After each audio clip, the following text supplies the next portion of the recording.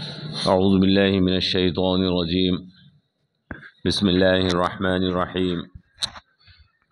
والذین یتوفون منکم ویذرون ازواجا وصیۃ لازواجہم متاعا الی الحول غیر اخراج فإن خرجن فلا جناح علیکم فیما فعلن فی انفسہن من معروف واللہ عزیز حکیم وللمطلقات متاع بالمعروف حقا علی المتقین كذلك يبين الله لكم آياته لعلكم تعقلون۔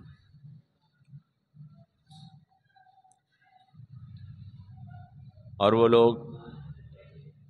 کہ جو وفات پا جائیں تم میں سے اور وہ چھوڑ جائیں اپنی بیویوں کو، ان کے لیے وصیت ہے اپنی بیویوں کے لیے ان کا سامان 1 سال تک وہ گھر سے نہ نکلیں۔ تو اگر وہ گھر سے نکل جائیں تو کوئی گناہ نہیں ہے ان کے اوپر اس چیز کے بارے میں جو انہوں نے اپنے سلسلے میں معروف طریقے سے کیا ہے۔ واللہ عزیز حکیم، اور اللہ زبردست ہے، حکمت والا۔ وللمطلقات متاع بالمعروف، اور طلاق دی ہوئی عورتوں کے لیے معروف طریقے کے ساتھ سامان زندگی ہے۔ حقا علی المتقین، یہ متقین پر حق ہے۔ کذالک یبین اللہ لکم آیاتہ لعلکم تعقلون، اسی طرح اللہ تعالیٰ تمہارے لیے اپنی آیتوں کو بیان کرتا ہے تاکہ تم سمجھو۔ والذین یتوفون منکم، یہاں پر وہ بیان جو طلاق، عدت وغیرہ کے سلسلے میں چل رہا تھا، یہاں پر آن کر وہ پورا ہو رہا ہے۔ اس سے پہلے گزشتہ درس میں آپ کو میں نے نماز کے تعلق سے بیان کیا تھا کہ اللہ تبارک و تعالی نے ہمیں تاکید فرمائی کہ اپنے نمازوں کی حفاظت کرو، حافظوا علی الصلوات والصلاۃ الوسطی۔ اور وہ بات میں نے آپ کو بتائی تھی، اور آپ کو یاد ہوگی کہ دین، اس کے احکامات ہماری عبادات سے بھی تعلق رکھتے ہیں، ہمارے معاملات سے بھی تعلق رکھتے ہیں، جو ہمارے گھریلو حالات ہیں، میاں بیوی کے تعلقات ہیں، ان سے بھی تعلق رکھتے ہیں۔ دین جو ہے ہماری زندگی کے تمام شعبوں سے متعلق ہے۔ ایسا نہیں ہے کہ دین صرف عبادات ہی کا نام ہو، بلکہ نکاح اور طلاق بھی دین ہے، ہماری تجارت بھی دین ہے، ہمارا ایک دوسرے کے ساتھ معاملات بھی دین ہیں، اور عبادات بھی دین ہے، نماز بھی دین ہے، روزہ بھی دین ہے۔ یہ احکامات جو یہاں پر بیان ہو رہے ہیں، یہی اس بات کا ثبوت ہے کہ کبھی طلاق کا بیان آ جاتا ہے، کبھی عدت کا بیان آ جاتا ہے قرآن کریم کے اندر، اور کبھی نماز کا بیان آ جاتا ہے۔ یہ سب اللہ کے حکم ہیں، اور اللہ کے حکم کو پورا کرنا دین ہے۔ جتنی بھی زندگی کے ہمارے معاملات ہیں، ان تمام معاملات میں مسلمان اللہ کے حکم کو پورا کرتا ہے۔ حافظوا علی الصلوات والصلاۃ الوسطی، بیچ میں یہ حکم آ گیا تھا۔ اس کے بعد پھر ہمارے سامنے عدت کے تعلق سے بیویوں کے ایک حکم بیان کیا جا رہا ہے۔ میں نے پیچھے یہ بات تفصیل کے ساتھ آپ کے سامنے بیان کی تھی، آپ کو یاد ہوگی کہ اسلام سے پہلے عرب میں عورتوں کی عدت 1 سال ہوا کرتی تھی، 1 سال کی عدت ہوتی تھی۔ حدیث پاک میں نے آپ کو سنائی تھی، جناب رسول اکرم صلی اللہ تعالی علیہ وسلم نے ارشاد فرمایا تھا، کوئی عورت آ گئی تھی عدت کے تعلق سے کوئی بات پوچھنے، 4 مہینے 10 دن کی عدت گزارنے کے سلسلے میں، تو حضور نے اس سے یہ بات فرمائی تھی کہ اسلام سے پہلے تم 1 سال تک گھروں میں بیٹھی رہتی تھیں، اور پھر اس کے بعد جب سال پورا ہو جاتا تھا تو گھروں سے باہر نکلتی تھیں، اونٹ کے اوپر اور اونٹ کی مینگنیاں اچھالتی ہوئی تم لوگوں سے یوں کہتی تھیں کہ طلاق ہماری عدت پوری ہو گئی ہے، اب تم سے 4 مہینے 10 دن پورا کرنا مشکل ہو رہا ہے۔ تو اسلام سے پہلے عدت جو تھی عورتوں کی 1 سال کی تھی، لیکن اسلام نے اس عدت کی مدت کو کم کیا، اور جس کا شوہر مر جائے اس کی بیوی کے لیے 4 مہینے 10 دن کی عدت مقرر کی۔ اب 4 مہینے 10 دن کی عدت عورت پر فرض ہے۔ جو عورتیں عدت نہیں کرتیں وہ گناہگار ہوتی ہیں اور گناہ کبیرہ کی مرتکب ہوتی ہیں، معمولی گناہگار نہیں، کیونکہ وہ حرام کا ارتکاب کرتی ہیں۔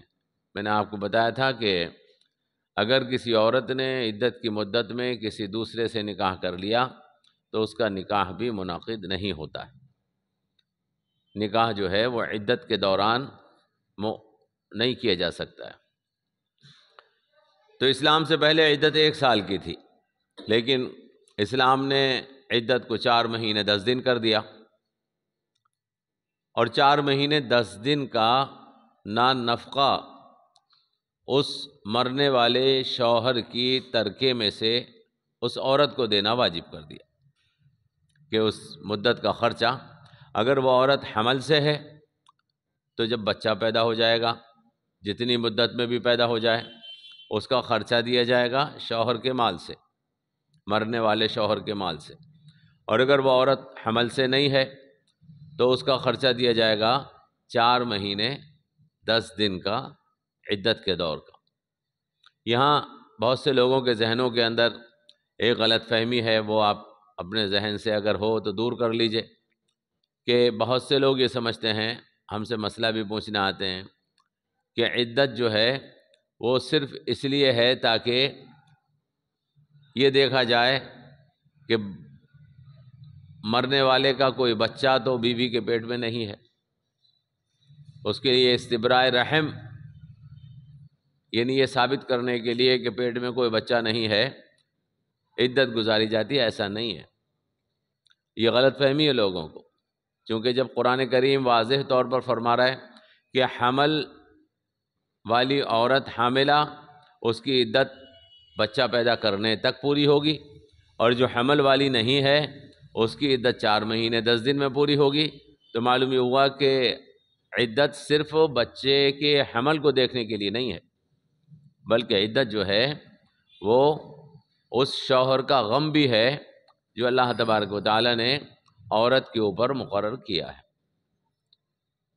تو 4 مہینے 10 دن کا خرچہ مرنے والے شوہر کے مال میں سے اس کو دیا جائے گا، ترکہ تقسیم بعد میں ہوگا، پہلے اس عورت کا خرچہ نکالا جائے گا۔ یہ شریعت کا حکم ہے، قرآن کی آیات کے اندر اس کو بیان کیا گیا ہے۔ لیکن اس آیت مبارکہ میں، جیسا کہ ابھی میں نے آپ کے سامنے ترجمہ کیا، اللہ فرما رہا ہے والذین یتوفون منکم ویذرون ازواجا، تم میں سے وہ کہ جو وفات پا جائیں اور اپنی بیویوں کو چھوڑ جائیں، وصیۃ لازواجہم متاعا الی الحول غیر اخراج،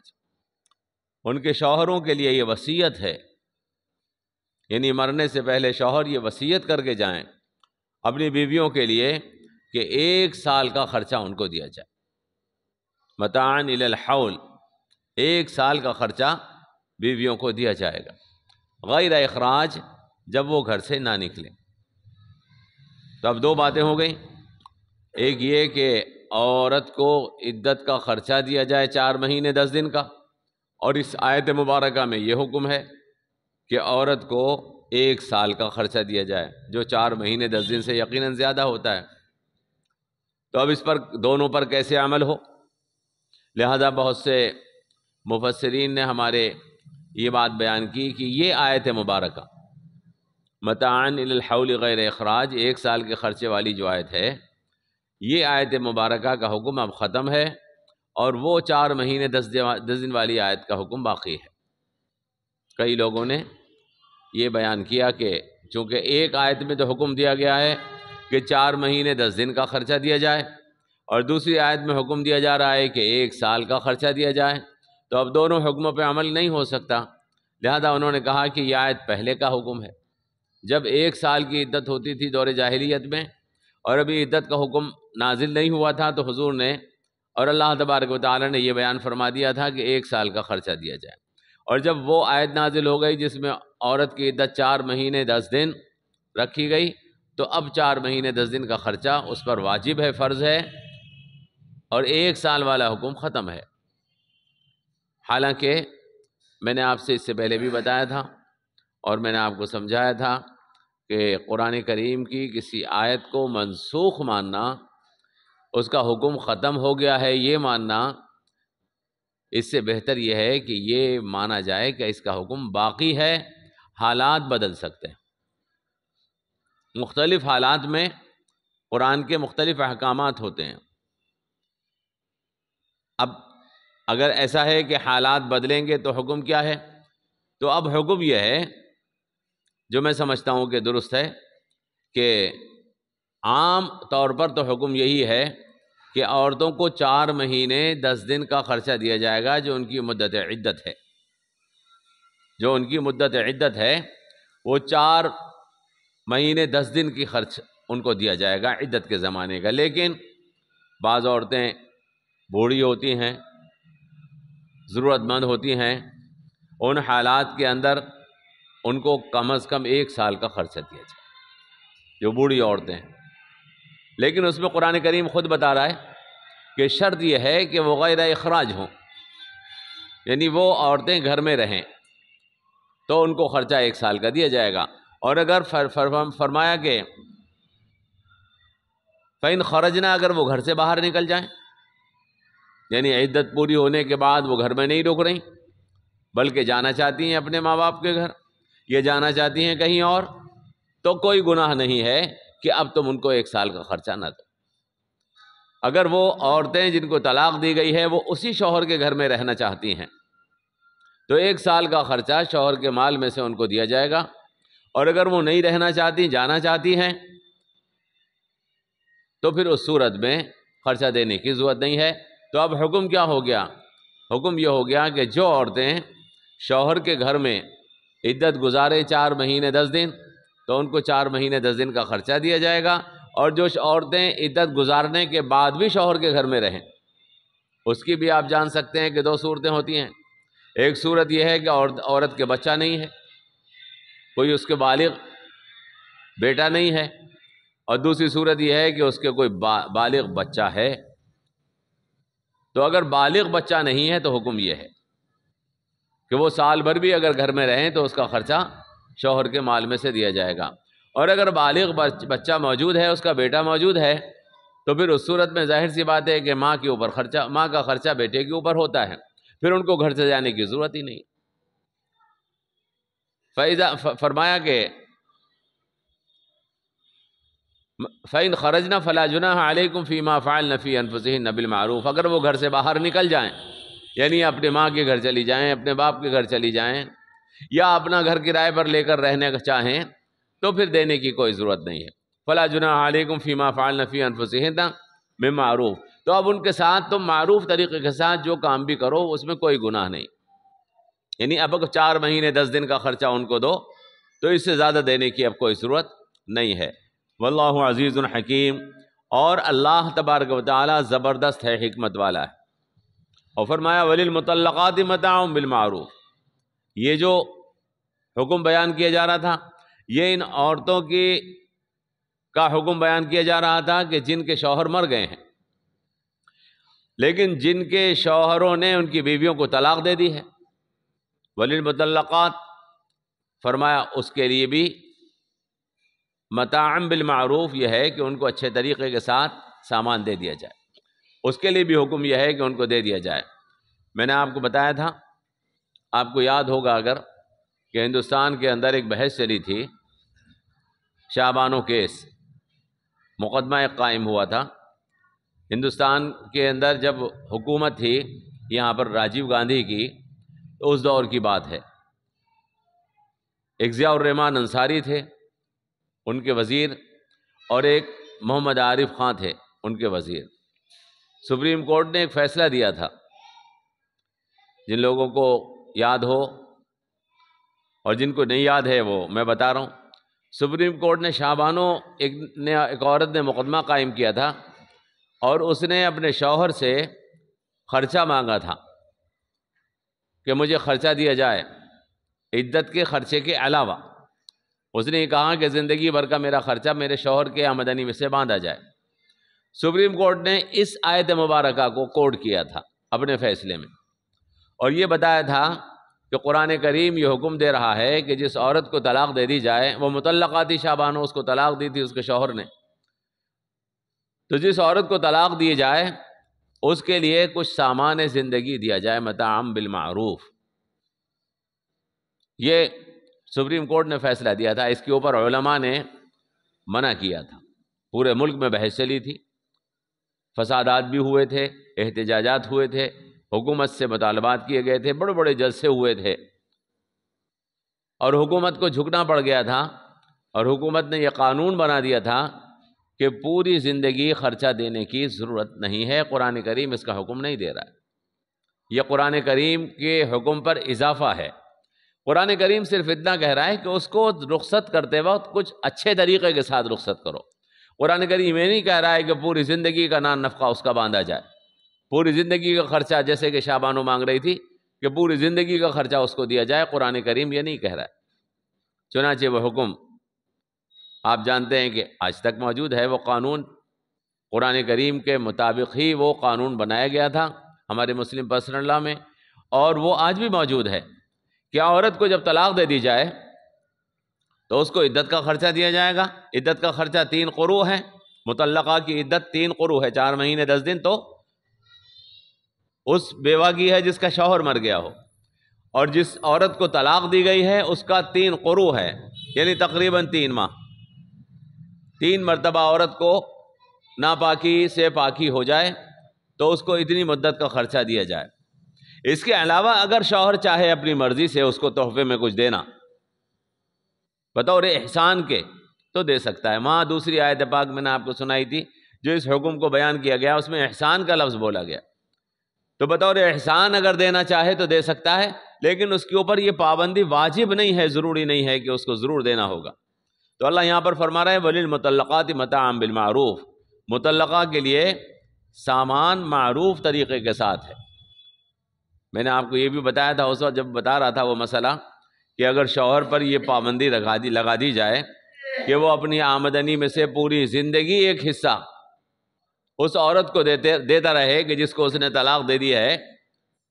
تو اس میں کئی نقصانات ہیں۔ قرآن کریم اس کو پسند نہیں کرتا۔ اس میں کئی نقصانات اس لیے ہیں، ایک نقصان تو یہ ہے کہ وہ عورت شادی سے رکی رہے گی، دوسری شادی سے وہ یہ اس لیے رکی رہے گی کہ مجھے اس شوہر سے خرچہ مل رہا ہے، لہذا اس شوہر سے جو بھاری خرچہ میں وصول کر رہی ہوں، اس کے بعد میں دوسری شادی کروں گی تو وہ خرچہ بند ہو جائے گا، لہذا شادی نہیں کرے گی۔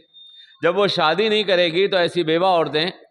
جن کے خرچے ان کے ایسے لوگ دیں گے کہ جو ان کے شوہر نہیں ہیں، اور وہ بن بیاہی رہیں گی، تو سماج کے اندر خرابی اور بگاڑ پیدا ہو سکتا ہے اگر وہ سماج میں رہیں گی۔ اور پھر وہ آدمی جو اس کا خرچہ دے رہا ہے مسلسل، حالانکہ وہ اس کا شوہر نہیں ہے، اس سے تعلق بھی بن سکتا ہے، ناجائز تعلق بھی قائم ہو سکتا ہے، معاشرے کے اندر گندگی دوسری طرح کی پیدا ہو سکتی ہے۔ ان عورتوں کے لیے بھی عورتوں پر بھی زیادتی ہے کہ ان کو نکاح سے روکا جا رہا ہے۔ آج شریعت کا حکم یہ ہے کہ اگر کسی نے کسی کو طلاق دے دی ہے تو عدت پوری کرے اور دوسرا نکاح کر لے، اس کے گھر میں رہے عزت کے ساتھ۔ اب اس کے گھر میں عزت کے ساتھ وہ نہیں رہ سکتی ہے اگر نکاح نہیں کرے گی، اور نکاح کرنے کے بعد خفیہ طریقے سے وہ اگر نکاح کر بھی رہی ہے کسی کے ساتھ رہنے کے لیے، اس سے خرچہ لینے کے لیے، تو اس کے اندر بھی خرابی پیدا ہو جائے گی، بگاڑ اس کے اندر بھی پیدا ہو جائے گا، کچھ سماجی بگاڑ ایسے پیدا ہو جائیں گے۔ قرآن کریم اس چیز کو پسند نہیں کرتا۔ قرآن یہ کہتا ہے کہ عدت پوری ہوئی، اب اس پہلے شوہر سے تمہارا تعلق ختم، اب تم چاہے جہاں نکاح کرو اور اس کے ساتھ اس کی بن کر رہو، اس دوسرے شوہر کی شرکت کسی دوسرے آدمی کے ساتھ نہیں ہونی چاہیے تمہاری۔ تو فرمایا وَلِلْمُطَلَّقَاتِ مَتَاعٌ بِالْمَعْرُوفِ، مطلقہ عورتوں کے لیے بھی سامان زندگی معروف طریقے کے ساتھ ہے، حقاً علی المتقین، یہ متقیوں کے اوپر حق ہے۔ نیک لوگ، پرہیزگار لوگ اگر کسی عورت کے اوپر رحم کھا کر رحم دلی کے طور پر اس کے ساتھ کچھ احسان کرنا چاہتے ہیں اور بطور احسان کے کچھ دینا چاہتے ہیں تو وہ دے سکتے ہیں۔ ان الفاظ سے بھی آپ سمجھ سکتے ہیں کہ قرآن کریم متقیوں پر یہ حکم ہے، یہ بیان فرما رہا ہے کہ یہ عام حکم نہیں ہے، یہ ہر کسی کے اوپر لازم اور واجب نہیں کیا جا سکتا، بلکہ اگر کوئی کسی کے ساتھ خیر خواہی کرنا چاہے بطور احسان کے، بطور تحفے کے، اگر کچھ دینا چاہے کہ یہ عورت جا رہی ہے ہم سے رخصت ہو کر، ہم اس کو طلاق دے رہے ہیں، لہذا اس کو ہم بطور احسان کے کچھ دے دیتے ہیں تاکہ یہ خوش رہے، اور جب تک اس کی شادی نہیں ہوتی ہے اس وقت تک اپنے خرچے ورچے چلا لے، تو یہ اور معاملہ ہے۔ اور اگر کسی نے یہ واجب کر دیا اور لازم کر دیا کہ تم پوری زندگی اس کو خرچہ دو گے، وہ دوسرا معاملہ ہے، اس میں بگاڑ ہے، خرابی ہے، اس میں بگاڑ اور خرابی نہیں ہے۔ تو اللہ نے فرمایا حقا علی المتقین کذالک یبین اللہ لکم آیاتہ لعلکم تعقلون، اللہ تمہارے لیے اپنی آیتوں کو بیان کرتا ہے تاکہ تم سمجھداری سے کام لو، لعلکم تعقلون، تاکہ تم سمجھداری سے کام لو۔ یہ ایسے احمقوں کی سمجھ میں اللہ کا یہ حکم نہیں آئے گا